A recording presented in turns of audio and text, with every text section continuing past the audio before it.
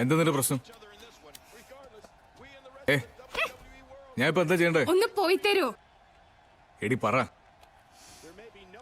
സ്മിതമ്മ പ്രിയെ കണ്ടിരുന്നു. സ്മിതമ്മ പറഞ്ഞിട്ടാ ഞാൻ പ്രിയം കൊണ്ടുവന്നത്. അവൻ അറിയ പോലും ഇല്ലായിരുന്നു പ്രിയന്റെ കൂടെ ഉണ്ടായിരുന്നു എന്ന്. പെട്ടെന്ന് നിങ്ങളെല്ലാം കൂടെ അവിടെ വെച്ച് കണ്ടപ്പോ ഞാൻ ഓർത്തു എന്നെ ഒരുമാതിരി ആസാദല്ലേ. ഞാൻ പറഞ്ഞു, ഞാൻ ഇതിനു മുമ്പ് നിന്റെ മുന്നിലിട്ട് കോളേജിൽ കുറെ പേര് ഇടിച്ചിട്ടുണ്ട്. അന്നൊന്നും ഇല്ലാത്ത റിയാക്ഷൻ എന്താ നിനക്ക് ഇപ്പോ? എന്താ സീൻ? എന്ത് സീൻ? നീ എന്നാ ഇവനോട് പറയാൻ പോകുന്നു? എന്ത് പറയാൻ? അതെ, ഞങ്ങളൊക്കെ കണ്ണുവട്ടന്മാരാന്ന് ഓർക്കരുത്. അവൻ എന്റെ ജൂനിയർ അല്ലേ? നിനക്ക് എന്റെ സ്വഭാവം അറിയാലോ. ഞാൻ നാളെ ഇത് കോളേജിന്റെ നോട്ടീസ് ബോർഡിൽ ഇടും, കാണോ? പ്ലീസ് നശിപ്പിക്കരുത്. Please please please. അങ്ങനെ വഴിക്കുവാ.